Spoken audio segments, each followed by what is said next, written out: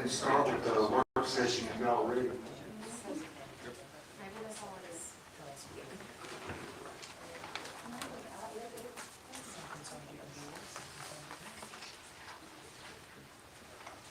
Kevin, do you have a presentation? I do.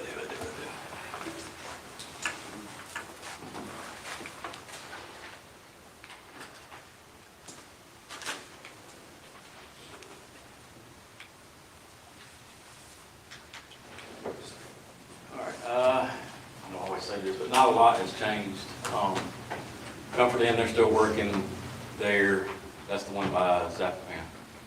Holiday Inn Express, they're still working over there. I don't know they kind of came to a standstill and just slowed down, but. Convenience store on 42 and 70, they're still working on that. The store, from my understanding, is done. But they have a turn lane that has to be put in. And they won't get a CO until that turn lane is put in. Central State Bank, they're still working on that. It's looking good. Kings Crossing, some of y'all might have seen, they finally started putting red iron up. So it's going forward. The storage facility on 31 has their CO and they are open for business. And Dollar General on Highway 25, they're still working on that. They're moving right along with it. Were they? Yeah, I knew they were moving pretty good. Cannon Park, they're still working in building houses in phase 4 and phase 5. Newmont Ridge is still still building houses in sector 4. Shallow Creek is still building houses in phase 2, sector 4. Osland is still working in phase 3. Aberdeen is, they're working in phase 1. They have a phase 2 preliminary plat approved, but that was the guys that came here a few weeks ago. They needed an extension, but they got an extension by having a final plat. And that'll be July, if they haven't done anything. Timberline, they're building in 6 and 7 and 7A. And you have 7D for approval, final plat approval for tonight. Mill Point, they're building houses in phase 1, and you have phase 2 preliminary plat on the agenda for tonight. And George Ward Parkway apartments are coming right along. That's all I got.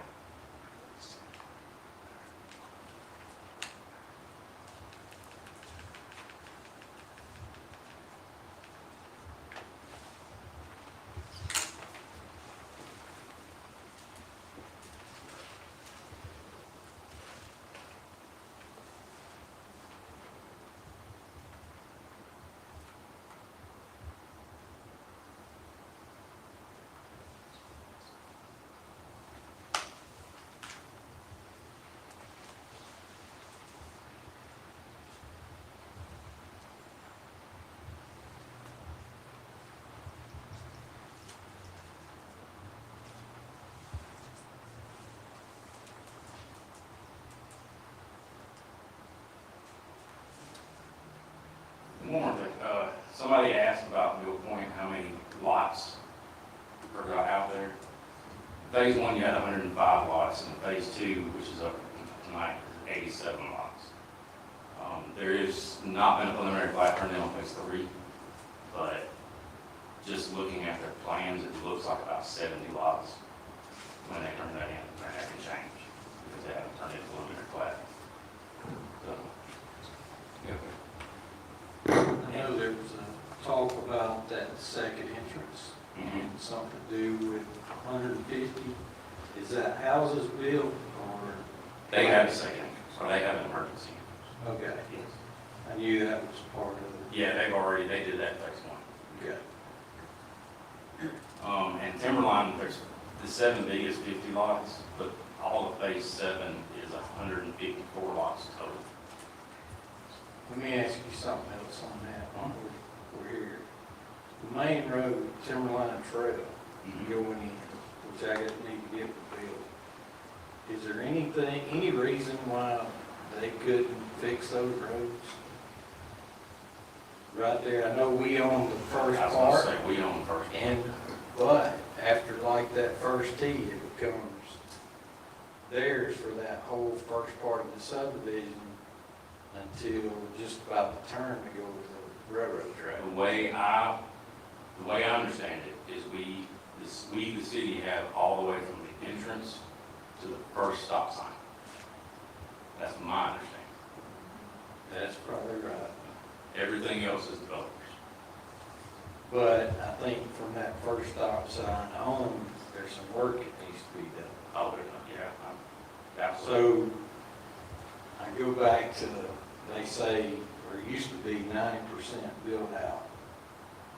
But the whole subdivision as a whole is 90% built out.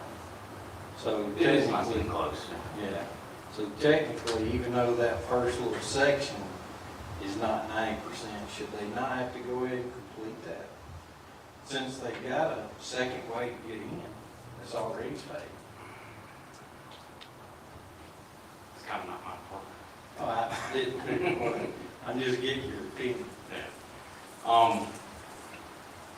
I mean, the city should maintain its road. But the developer, see that you run into that front part, it's not being built for anything at this point. And it's probably not 90%. No, the first part, but is it, that's the question I'm asking you. Is it per section or is it the whole subdivision? Well, Timberline's kind of different because from the Timberline, the golf course part is R1. But the rest of Timberline, once you cross over the bridge, is all PUD. It's like, I mean, Timberline Ridge. yes, all that's PUD. So you could say it's a different subdivision, but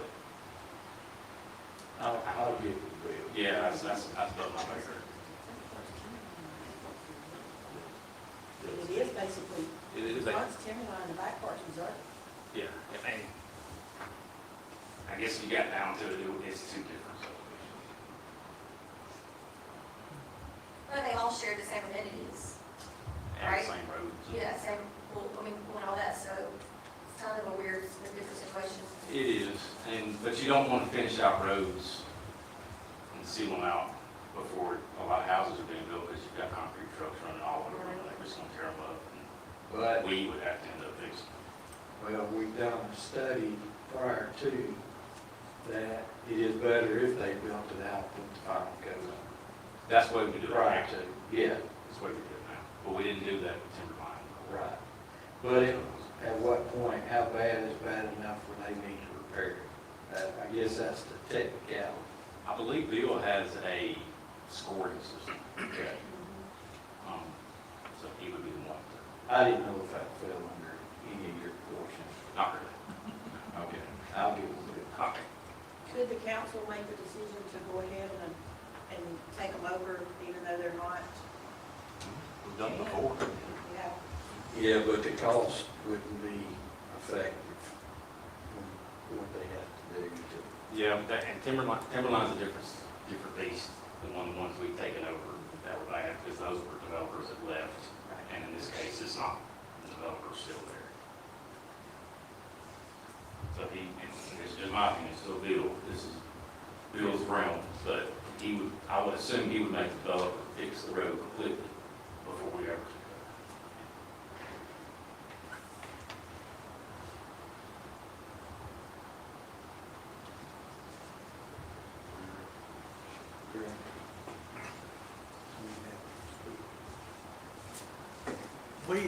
We had talked, I had talked to Bill about the road that's in so bad shape that you're talking about, Chris. And I asked him, why don't this developer go ahead on and pay it and get it out of his hands? And then, now Grace, you'll have to listen to what we're talking about. So if we have 100-foot lot that's in front of the road that nobody is building a house on, then the city evaluate that 100 foot before a builder comes in. Then a builder bond that 100 foot of that road out. Is that possible? So, Undeveloped land, when these, let's just say it's not 90%, it's 75, and they got 8 lots, okay? so And, it's already been through these guys, to be preliminary platted and all that? Is that what you're saying? Okay. yeah, so when it gets down to paved it like it is now, the road's a mess. So if they go pave it, they got the bond money to go pave it. The city does? No, yeah, the city, but this, the developer's part to take care of this part is not complete. Okay?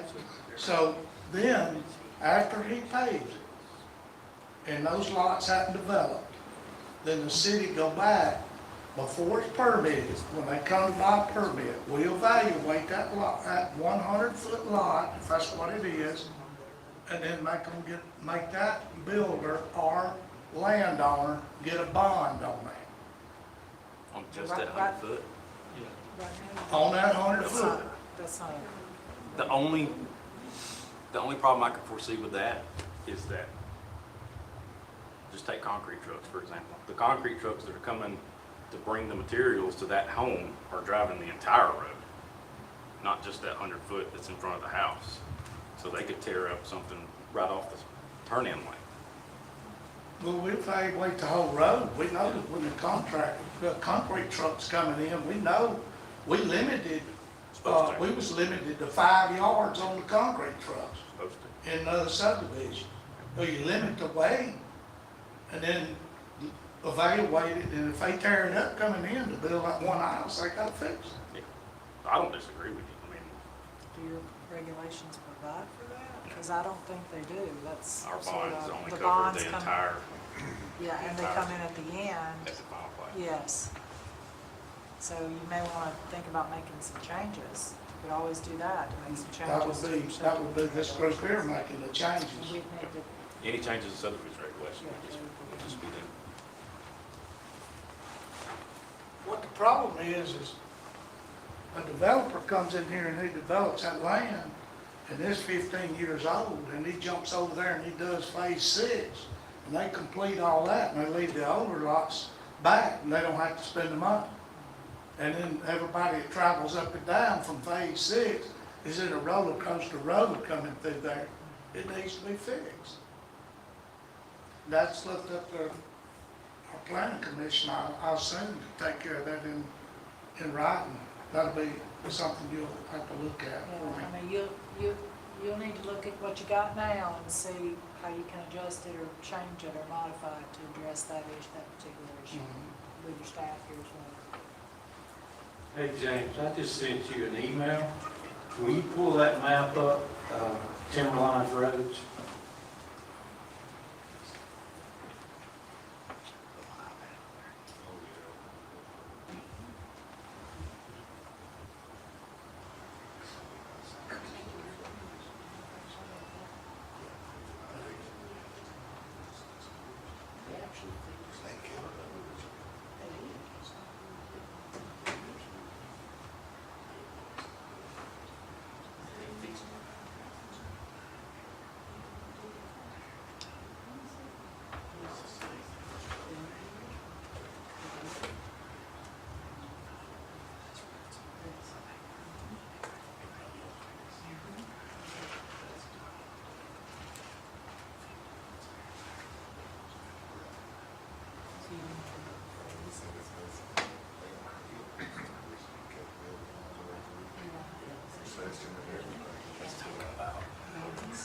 So basically, everything in green, the city has accepted and taken over.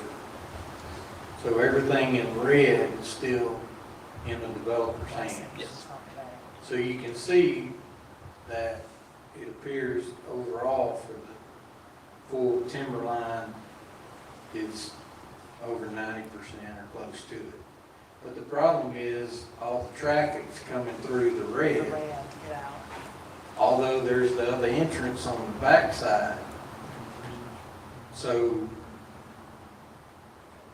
we want something to be done on the Timberline Trail to reduce the way the roads are. Because if you, Everybody say, I lived out there, I yeah. live. So I guess We'll have As- to look at, as a group, this is what we're looking at, and it wouldn't be just the Timberline, but in the future, what can we do? Because that first part, I venture to say it's, what, 20%, maybe? The front. Yeah, up here, yeah. yeah. Maybe. I'm not sure how many lots are out It's there. just, I know on my road I used to live on, there's probably 10 or 12 lots on that, just that road. yeah. So once you take the left, go over the track, then you still have the right. That once you take the right on the Timberline Drive, most of that's built out.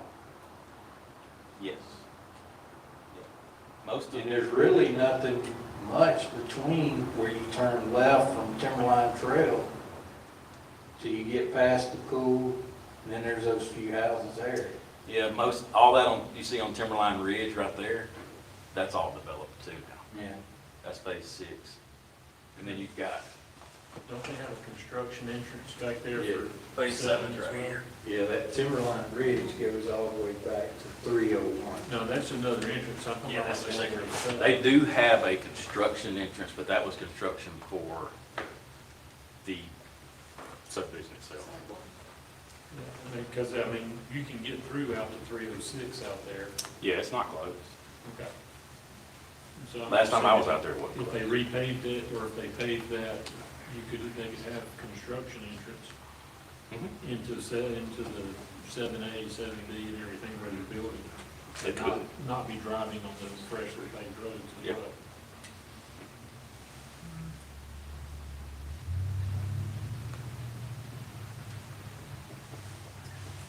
I don't know, I'm trying to think how to. I haven't driven that road particularly. Is the top coat down on that road? The seal coat, it's not. Not on, not that I'm aware of on red. I don't think so. What about like a minimum? No, it's standard not. for construction? Do you know that? So, It's in our public works. Are they meeting your minimum standards for construction, for roads that haven't been dedicated? New roads are. Like the road in the red, do you have standards in your regulations that say it has to be kept at least this Those level? would have and been- Not seal coated and all Those would have been old regulations before we did seal coating in front. The issue, or what we're trying to say is it 90% of the total subdivision, and there's the limit on, is the front part one subdivision and the back part another, but they share the same entities? No. And it's called the reserves at Timberline. Yeah, it is, it does have different names. that? It does. But So to get part to of the red's back, different you than gotta go tape. through the other side. If you look, you see the railroad track right Yeah. there? That's about where the reserve is here. And the other part one of is Timberline up, is is that on way. that side. Yep. But where does the reserve start? At the railroad or at the? I believe left at the turn? railroad. I'd have to look at plats and make sure, but I believe it's at the railroad.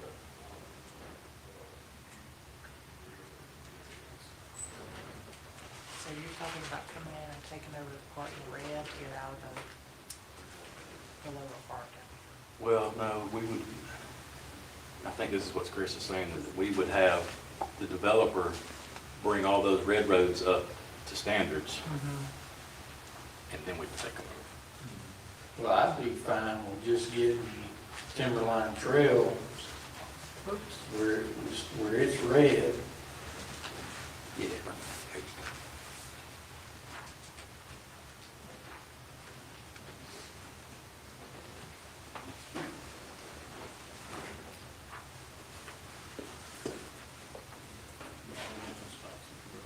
Yep. Everything brown is Timberline Reserve. So at least from the railroad on, should be covered.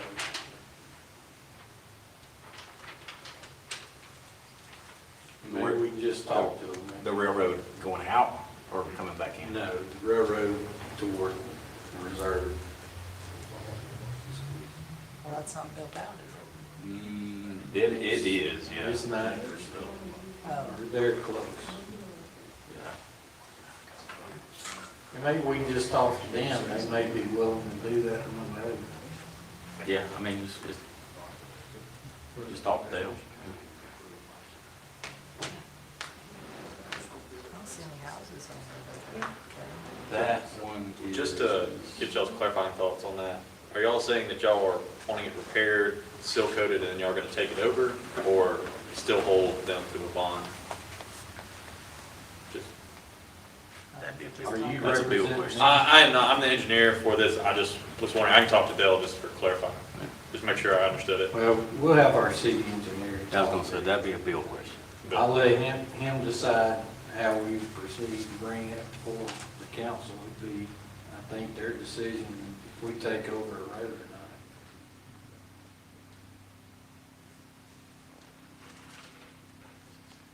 But if you wrote down it, obviously, if you work it well, you know what we're talking about. Yeah, and it's in that shape because it was not sealed out. Right.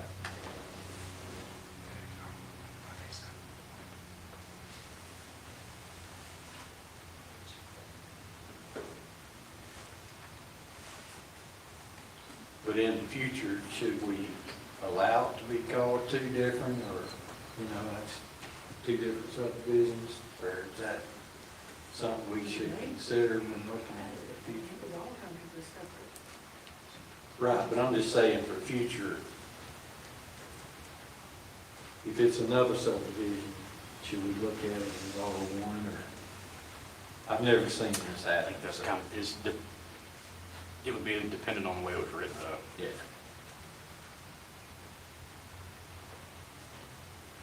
If I remember correctly, it started out the Timberline part, and then they bought all that property on the other side and brought it in as a PUD. But they wanted the smaller lots and more control, because they had more control in them, but if I remember correctly. That sounds right.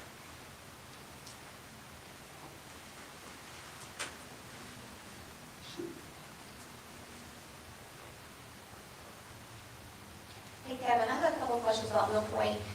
Where's the emergency entrance compared to the main entrance? Oh. It's on training center. Yes, it's on training center. James, can you go to Bill Point? Yeah. So that goes into the sewer. That's the emergency. So the emergency doesn't go back out on 70? No. Goes into the sewer. Comes out right there inside the gate of the sewer plant.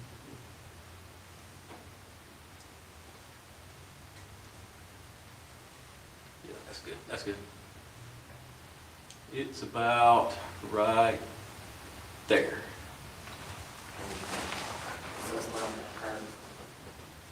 It's going off of phase one. Yep.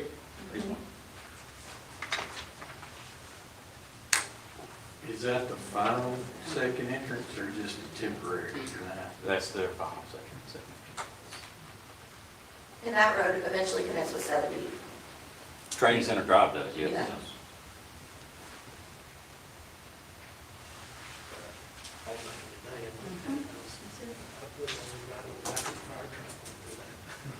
Do you know what the plans, Kevin, for the amenity area is?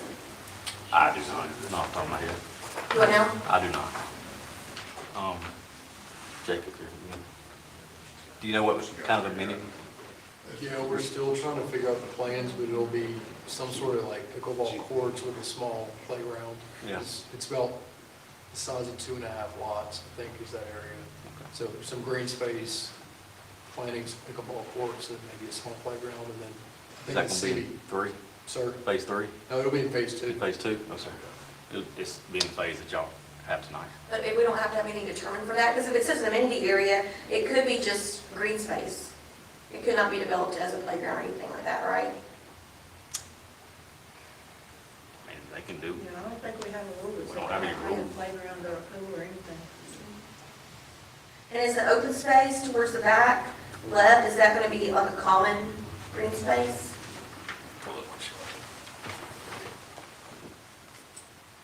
Lots like 237, 238. It should be, so let me look at it, make sure.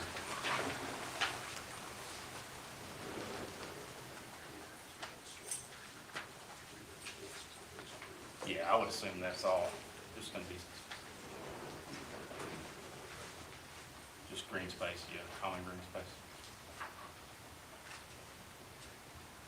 And there's another one to the west over there on the left-hand side.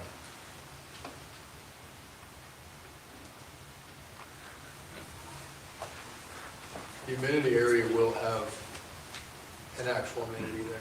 Like for the home builder, we're required to do that. Yeah. So the other green space, I guess y'all are talking about all the way to the south, that will be open space, green space. And all that will be maintained by the homeowners association.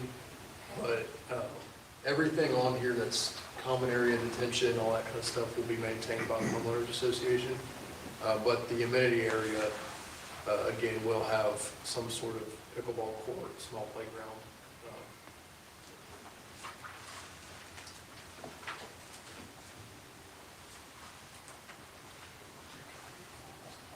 Kevin, I have a question. When we approve a preliminary plat and a final plat, what does each one of those authorize the builder developer to do? A preliminary plat is us telling the developer we approve of your design. Your road design? and Road your- design, your lot lot design, layout, all everything. that? Okay. A final plat it's been built, it's done. The roads, not The roads, the necessarily lots. houses. No, not the house. How, It's the roads, the lots, all the utilities. storm drains? Yeah, everything. Yep. Yep, it's already been built, and you're saying that you can go forward and divide these lots up, or divide this property up into lots. At what point does everybody in the city have to sign off? The fire chief, city engineer? They have to sign off on a preliminary plat and a final plat, which is just my opinion. Signing off on a final plat is kind of silly. Because it's on the ground, it's done, and it's built out. So they're saying that it's built out based on the design and that it's compliant with the regulations of the city. We are saying that. We've inspected it and it's ready to go. That's right. All the bonds been taken care of, all the inspections have been done. It's good to go.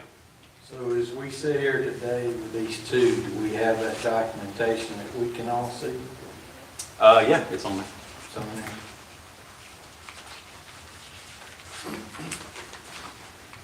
That's the documentation for the preliminary plat for Mill Point, and I can tell you that the police chief never signs off.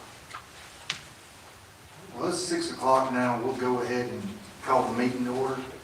We can pick this up. Let's see, first, we need to approve the minutes from the January meeting. I think we've got those in the packets. I'll make a motion to approve. Second. Got a motion and a second, all in favor, say aye. Aye. Opposed? Minutes are approved. Do we have any reports from planning commission members? I got something, Greg, kind of in reference to what Chris was just asking, and we noticed that the police chief didn't have his signature on it yet. He will, and I told Kevin if he'd ask him to come out there and sign it, he'll do it. He's going to kind of put in a parentheses that it would require X amount of police officers if this gets built out.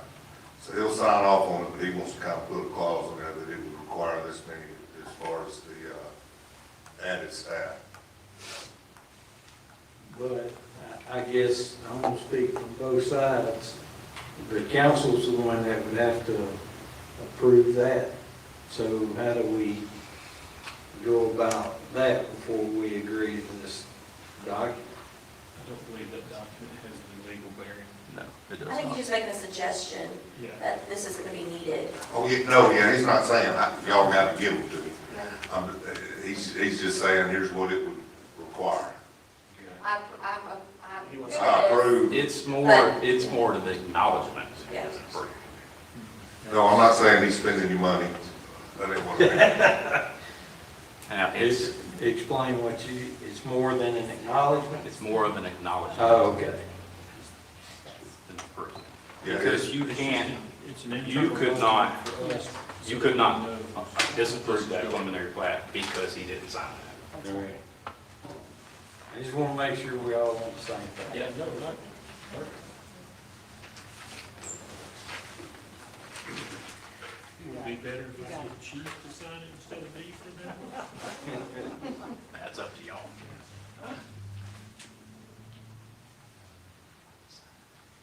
All right, we got any other reports?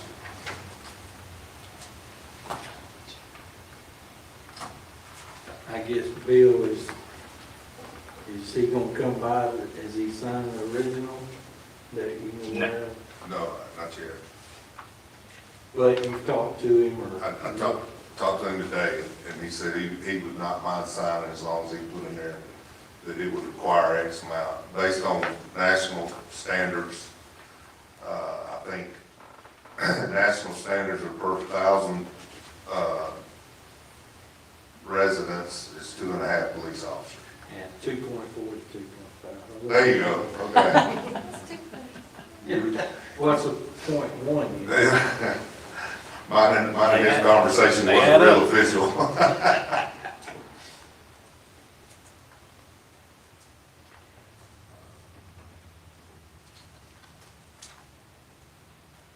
All right, we can get into our new business. The first item on the agenda is Mill Point Phase 2 preliminary plat. We have anybody out there that wants to come say anything about this for us?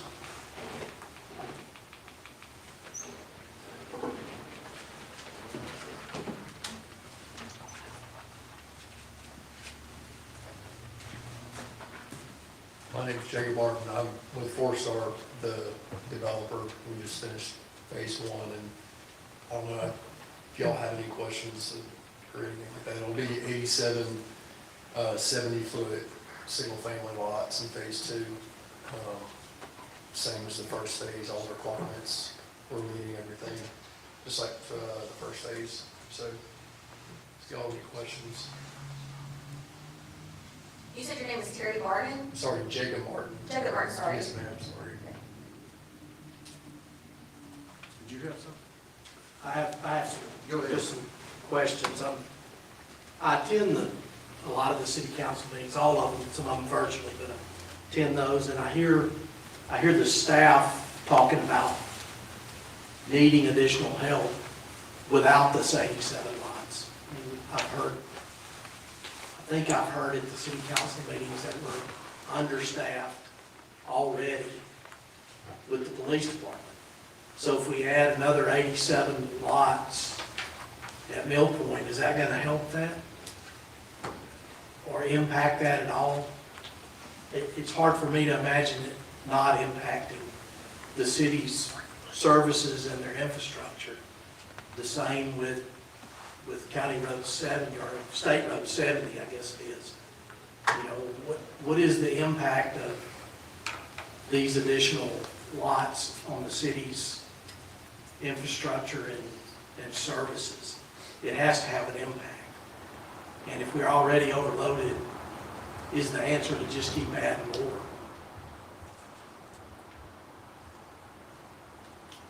That was just a question, not an answer. Donnie, in all due respect, that's not his. I understand. He doesn't, I'm not It's the city's addressing problem. that It's to the him, city's. that may be the city, it's the city's that responsibility. may be the city's problem, but if it is, I'm asking the city, Yes, because I'm being asked to approve 87 more lots. yes. So my answer is, unless I know that we can handle that, why would we just keep doing that? Why wouldn't we table it? Well, let me just say this, the question is whether he's met all of the requirements for under subdivision regulations. And, if y'all have a concern with regard to what this developer has met or has not done with regard to regulations, that would be legitimate. The issue of whether the city can appropriately, marshal resources and create infrastructure and provide police support is really an issue for the council. And if you were to deny a application based on some of those concerns, my concern would be, would that subject you to some type of action from the developer? So you have to have a concern that's related, at the very least, to what your subdivision regulations require. And the issues that you raised, while being very valid, he's not here, he can't respond to those. Right, he didn't hire a police officer. That's right, that's right. And then another question I have, maybe this is for Kevin, I don't know, do we require homeowner associations? Is that a requirement for a subdivision? Yes. They have to have. They have one, but it's not the city's duty to make sure that homeowner association stays solid. Or that they do take care of the things that they're supposed to take care of. So our company has a internal HOA company that basically we will manage until we can appropriately fund. And, because obviously at the beginning, you got 5 homeowners, you don't have 265. Sure. So we will deficit fund ourselves, the developer will deficit fund until they can appropriately take over and manage everything. So they'll manage everything from the entrance, the monument, the amenity, all common areas, all green spaces. So all of that will be maintained, manicured, whatever, pine straw freshened up, flowers, everything. Sign breaks off, that will be the HOA, and again, we will deficit fund that until, the covenants will have an exact amount, but we have a manager in our office that will say, okay, we've got our budget for this year, we have enough homeowners to where we don't have to deficit fund anymore. But that is something we do internally, and then obviously, once it's fully built out, there will be, a president, vice president, however all that works, treasurer, and they will manage it themselves. And then if it's okay, I have one more question. I rode out there today and they have those cluster mailboxes or whatever you call them. And there's really not a place for the people to get off the road to check their mail. They're just gonna stop in the middle of the road. Those are kind of new. And it's not the developer's decision to do that. It's the post office. It's the post office, yeah. And I agree with you. I think that's something we need to address in the Public Works Manual probably, about how their placement and how they're, maybe even how they're built. But yeah, that would This be. Cosland I've seen Farms, the apartments where there's a little place for the post office person to get off the road and load up. People come out and do that. Yeah. These are just on the side of the road. Yeah, and, I mean, we don't have a standard for that, so I can't really tell them where to put it, we don't have a rule, but I do agree that there needs to be. but that's like fairly new, right? Because Yeah. does Cosland do that as well? Don't they have some ones that are? And that's the post office, they're required to that. It's the post office, dude. Yeah. So to speak on the CDUs, this is Sam Walsh from Kimberly Ward, we're the engineers on this project. We're required to have a cluster box unit for every 16 homes in a location. We can pursue the option of having, for phase 2 and 3, having them all community area for a centralized location that you pull off and park in there if that's acceptable to, I guess, what's fault the postmaster on that.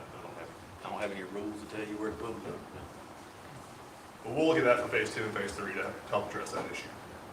We didn't really honestly like it ourselves, so I completely understand where you're coming from, but again, that's kind of what we were just required to do. We can't, we gotta do what they say, so.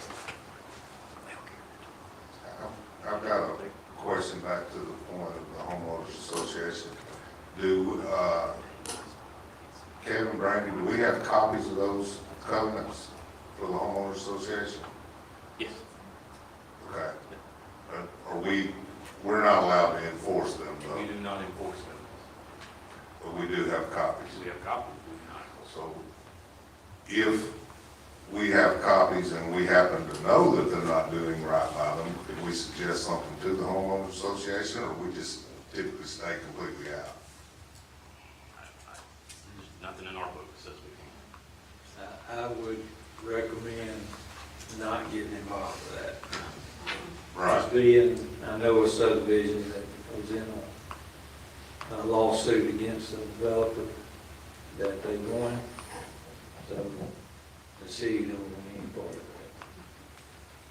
Yeah, I mean, we have our rules about, you know, Yeah, how things are built and how, you know, but once it's past that, And you can still come in if the HOA doesn't make them maintain the grass and stuff. We have things in place It's a that we nuisance, can yeah, go that in would and be a make the nuisance. homeowner, each homeowner meet our requirements. Right. and that would fall under nuisance. Yeah. Because the HOA would be the property owner for the entrance and everything, so they would be, the president and vice president would get the summons. Yes. And that would end up being civil suit. And that's got nothing to do with us. Also,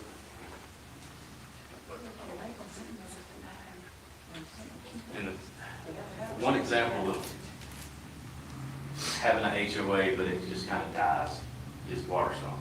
Waterstone has an HOA. They still have an HOA, but nobody does anything. Yeah. I mean, every subdivision has a homeowners association and covenants. But again, we can't enforce covenants. We don't enforce covenants, and we can't force them to keep their membership solvent, I guess you could say, like presidents, like, they meet, have meetings and all that stuff, we can't do anything like that. Kevin, as far as we're concerned on this one, Mill Point Phase 2, as far as you know, have they met all the requirements to get approval for preliminary plat? Yes, sir. Okay. Is there any more discussion on this? I hear a motion. I'll make a motion to approve it. I'll second. Motion is made and seconded. All in favor, say aye. Aye. All opposed? Passes. Thank you, thank you. Thanks. All right, next order of business, Timberline Phase 7B, final plat. Do we have somebody that'd like to say something on that? My name's Justin Jones. I'm with Inside Engineering.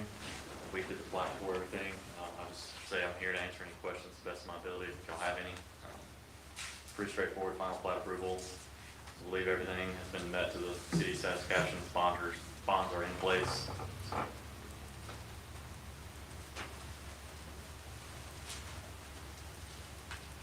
Do we have any discussion from the commission members? Anyone present? This is the last phase, correct? Phase 7 is the last phase, but that's not the last final plat you're gonna see for it.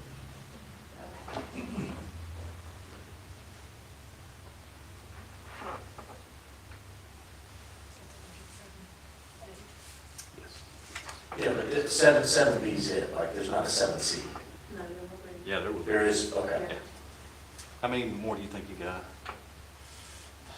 Because y'all are kind of doing a 50 lot, that's pretty much 50 lot takedowns. I believe there'll be 2. 2 more. And the reason they're doing that is because, correct me if I'm wrong, like our bond requirements are pretty high. So what they're trying to do is finish one section and then take that money, move it over here. Finish that section, take that money, move it over here, instead of wrapping up potentially hundreds of thousands of dollars in expensive bonds. Is that right?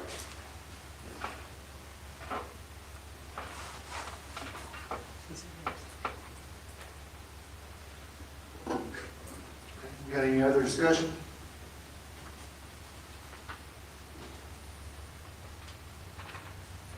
Do I hear a motion on this final plat for Timberline Phase 7B? I'll move. I'll second. Got a motion and a second. All in favor, say aye. Aye. All opposed? Motion carries. It's approved.